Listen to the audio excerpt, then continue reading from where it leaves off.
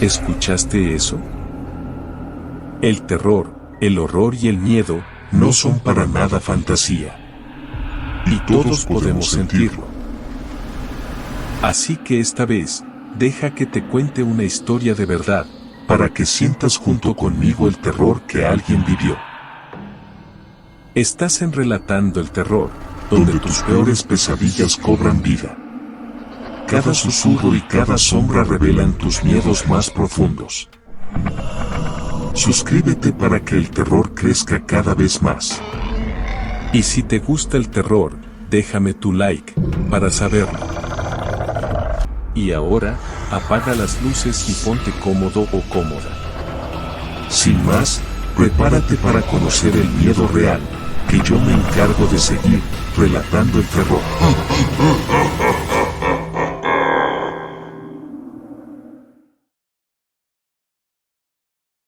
No volveré a bajar. Me llamo Sofía Mendoza y vivo en Guadalajara.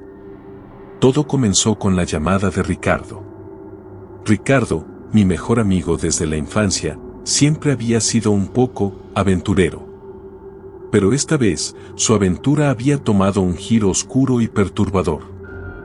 Sofía, tienes que venir, me dijo con la voz temblorosa al otro lado del teléfono. No estoy bien. Creo que me está pasando algo muy raro. Ricardo vivía en un departamento antiguo en el centro de la Ciudad de México. Un edificio de esos que tienen historias grabadas en cada ladrillo, con pasillos largos y techos altos que parecen tragarse la luz. Lo había heredado de su abuelo, un hombre taciturno y solitario del que poco se sabía.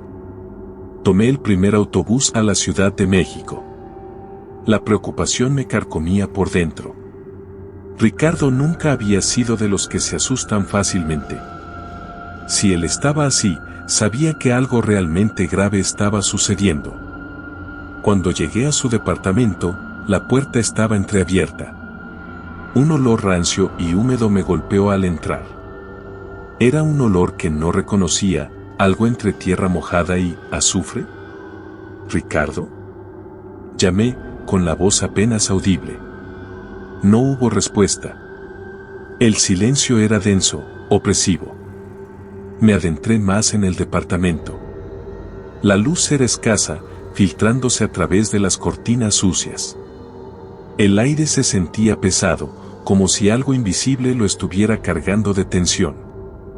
En la sala, encontré a Ricardo sentado en un sillón, con la mirada perdida y el cuerpo tembloroso. Estaba pálido, demacrado, como si no hubiera dormido en días. Ricardo, ¿qué te pasa? Me arrodillé frente a él, tomándole las manos. Sus manos estaban frías y sudorosas. Me miró con ojos llenos de terror. El metro, murmuró, con la voz ronca. Todo empezó en el metro. Me contó una historia confusa y fragmentada. Hace una semana, Ricardo había empezado a trabajar en un proyecto de investigación sobre la historia del metro de la Ciudad de México. Le fascinaban las leyendas urbanas que circulaban sobre las estaciones abandonadas, los túneles secretos y los sucesos inexplicables que habían ocurrido a lo largo de los años. Una de esas leyendas hablaba de una antigua estación fantasma, construida a principios del siglo XX y clausurada poco después debido a una serie de incidentes inexplicables. Se decía que la estación estaba maldita, que algo maligno habitaba en sus profundidades. Ricardo, como buen escéptico, no creía en esas historias. Pero la curiosidad lo había picado. Así que había empezado a investigar por su cuenta, buscando pistas sobre la existencia de la estación fantasma. Una noche, mientras revisaba unos planos antiguos del metro, encontró algo que lo dejó helado. Un pequeño círculo marcado con una cruz, ubicado en una zona que no correspondía a ninguna estación conocida. El círculo estaba etiquetado con una palabra escrita en un latín arcaico, infernum. Ricardo, impulsado por la curiosidad y la adrenalina, decidió investigar la zona marcada en el plano. Se adentró en los túneles del metro, más allá de las estaciones concurridas, hasta llegar a una zona oscura y abandonada. Allí, en medio de la penumbra, encontró una puerta de acero oxidado, sellada con candados y cadenas. La puerta tenía un símbolo grabado, un círculo con una cruz en el centro, el mismo que aparecía en el plano antiguo. A pesar del miedo y la advertencia implícita, Ricardo no pudo resistir la tentación. Forzó los candados y abrió la puerta. Lo que encontró al otro lado lo había transformado.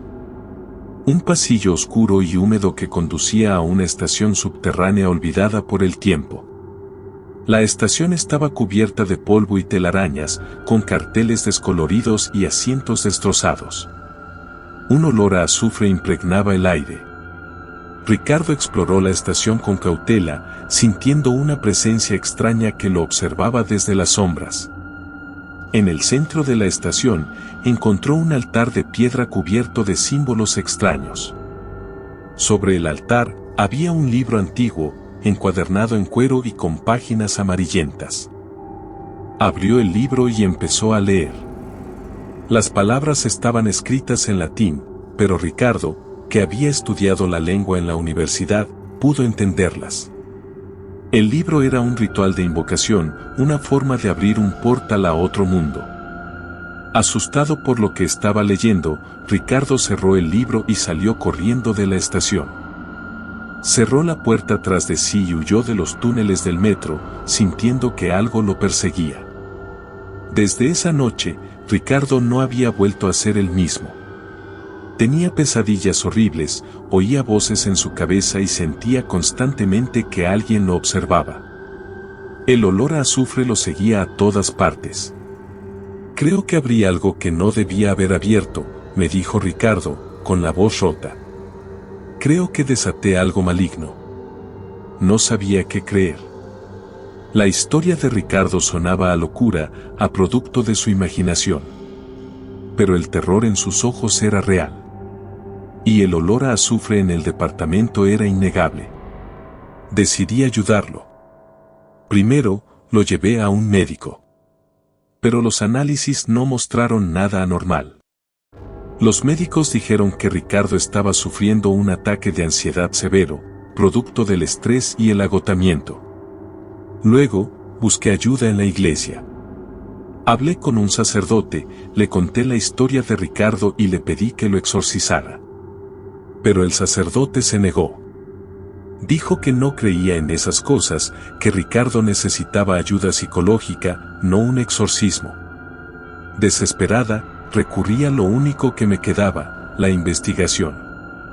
Decidí seguir los pasos de Ricardo y buscar la estación fantasma en el metro. Tomé un taxi hasta la estación más cercana a la zona que Ricardo había marcado en el plano.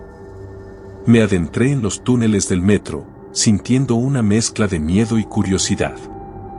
El ambiente era opresivo. El ruido de los trenes retumbaba en mis oídos. La gente se movía a mi alrededor, indiferente a mi presencia. Pero yo sentía que no estaba sola. Sentía que algo me observaba desde las sombras. Caminé durante horas, buscando la puerta de acero oxidado. Me perdí varias veces, pero siempre lograba encontrar el camino de vuelta. Finalmente, después de mucho buscar, la encontré. La puerta estaba allí, sellada con candados y cadenas. El símbolo del círculo con la cruz en el centro brillaba tenuemente en la oscuridad. El olor a azufre era más intenso aquí. Sentí un escalofrío recorrer mi cuerpo. Dudé por un momento. ¿Debía abrir la puerta? ¿Debía adentrarme en la oscuridad? La curiosidad y la necesidad de ayudar a Ricardo me impulsaron a seguir adelante. Forcé los candados y abrí la puerta. El pasillo oscuro y húmedo me recibió con un silencio sepulcral. Encendí mi linterna y me adentré en la oscuridad. La estación subterránea estaba allí, tal como Ricardo la había descrito. Cubierta de polvo y telarañas, con carteles descoloridos y asientos destrozados. El altar de piedra se alzaba en el centro de la estación, con el libro antiguo sobre él. Me acerqué al altar y tomé el libro. Lo abrí y empecé a leer. Las palabras del ritual de invocación parecían cobrar vida en mi mente. Sentí una fuerza extraña que me empujaba a seguir leyendo, a completar el ritual. Luché contra la fuerza, intentando cerrar el libro. Pero no podía. El libro parecía estar pegado a mis manos. Las palabras me envolvían, me seducían, me prometían poder y conocimiento. De repente, oí un ruido detrás de mí. Me giré y vi una figura oscura que se acercaba lentamente. Era una figura humanoide, pero con rasgos grotescos y deformes. Sus ojos brillaban con una luz roja y malévola. Grité y solté el libro. La figura se abalanzó sobre mí, extendiendo sus garras afiladas. Corrí, huyendo de la figura. Corrí por los túneles del metro, tropezando y cayendo. La figura me perseguía, acercándose cada vez más. Llegué a una estación concurrida. La gente me miraba con extrañeza. Pero nadie parecía ver a la figura que me perseguía. Me subí a un tren, esperando escapar. Pero la figura subió al tren conmigo. Se movía entre la gente, invisible para todos excepto para mí. El tren se detuvo en una estación. La figura me acorraló en un rincón del vagón. No tenía escapatoria. Cerré los ojos, esperando lo peor.